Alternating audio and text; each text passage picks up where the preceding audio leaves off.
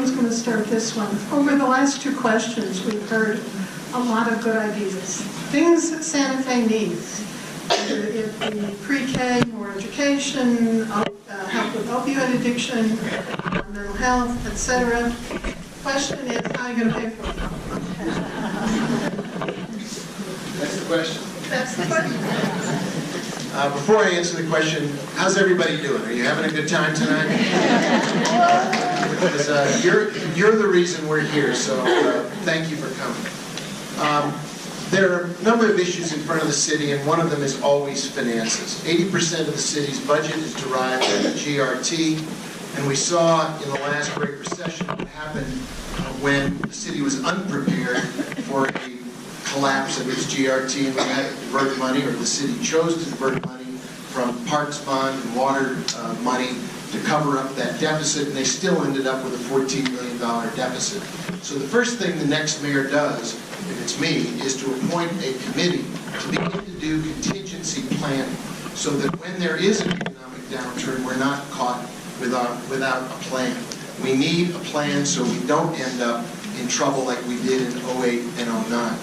Second thing we need to do is to actually collect all the money that we are owed. If you read the McHarg report, there's one of the items in it points out that the city doesn't actually know how much money it is owed under the lodger's tax and simply takes whatever it gets. That's not good accounting. That's not good financial management. So rather than thinking about raising taxes and finding new revenue, let's spend the money we have carefully. Let's get every dime and every dollar we're owed, and then let's apply that money in efficient, well-managed ways so that the taxpayers' dollars are protected and the services that you're paying for are delivered in a way that actually meets your needs. Let's remember, at the end of the day, the job of the city government is to meet the needs of the people in the city. You are the reason the city government exists. And it's important that the tax dollars that we collect meet that need. Well, I think the city, the people here in Santa Fe have spoken loud and clear. If you look at the last two special elections. No new taxes. They don't want to be taxed. Nobody wants to be taxed. The people here in Santa Fe are tired of being taxed. Now what we need to do is look internally. We definitely have to look at what we're spending within the city, how we're spending it. You know, are we spending it wisely? This is what I say when I say an assessment needs to be done with each department. As I mentioned, you can talk to your employees. They know what's working, what's not working. You know, are we spending too much money?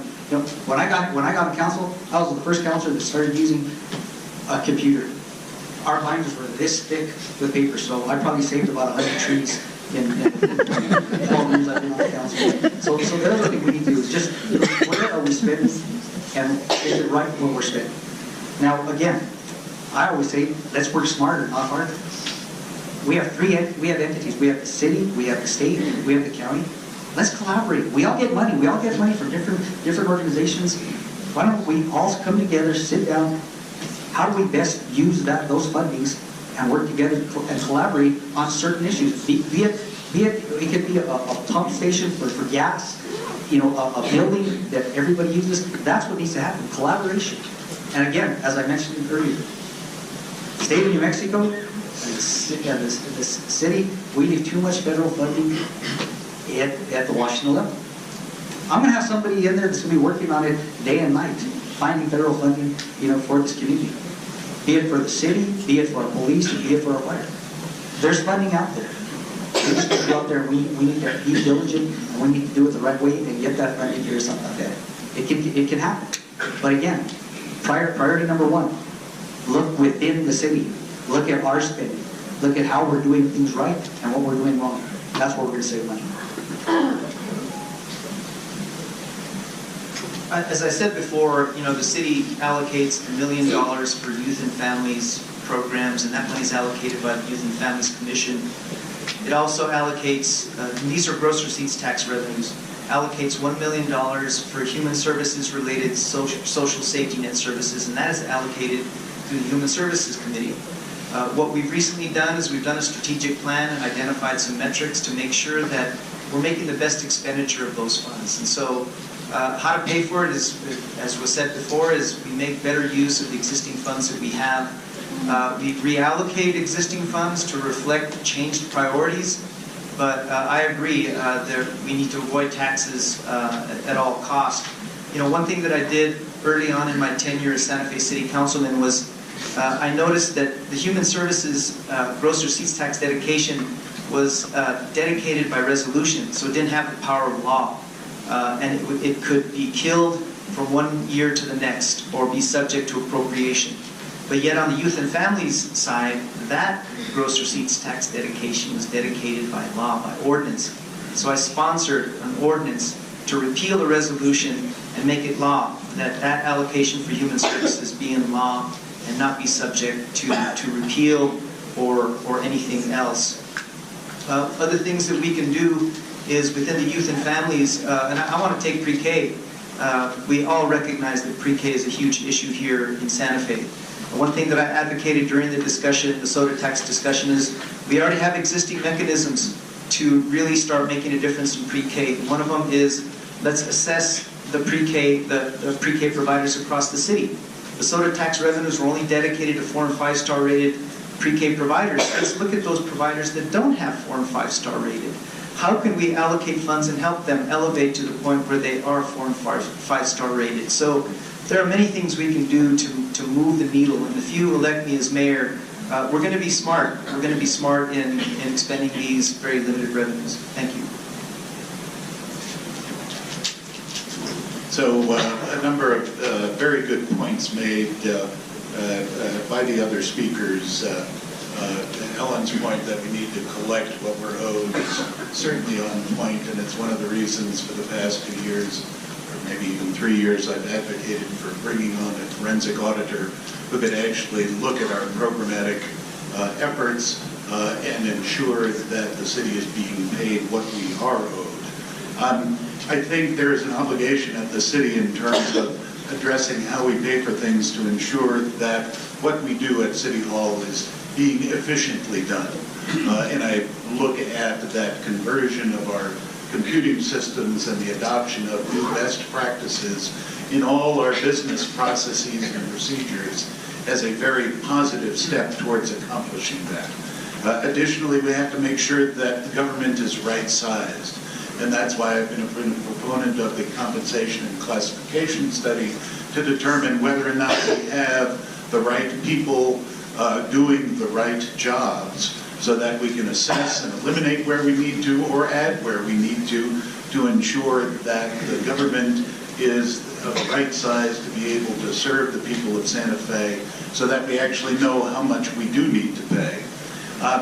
And additionally, we need to make sure that all the programs at City Hall are run most effectively, and that's part of this new budgeting results-based accountability that the city has adopted to ensure that all of our programs are actually resulting in people being better off across the city of Santa Fe. Finally, we need to bring workers back into Santa Fe. 35% of our workers live outside the city. If they were all brought back, and if there's a report done in 2008 by Habitat that suggested that the city is losing out on $300 million in revenues, which should be here if we can bring those workers back. I'm going to talk about city finances, not city economy, though they are clearly related, but we've only got 2 minutes. So we will have to hit the ground running because there will be a new mayor in March and the city needs to turn in its budget to the state a couple months later. Now, my background as a financial journalist is actually really useful here because I used to spend a lot of time pouring over the balance sheets of Fortune 500 companies and even the economics of countries as we reported on the IMF and the World Bank and what they were going on.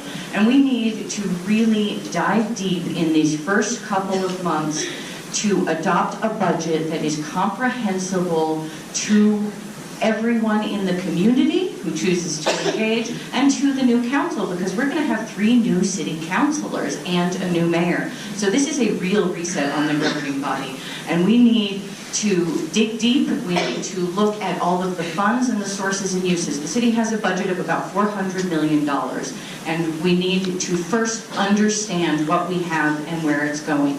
And we need systems, controls, and transparency in our budget, and we can start by committing as a governing body, the mayor and the council, to really understand what the new fiscal year's budget will have in it, and that's imperative. So we need to use our resources smarter.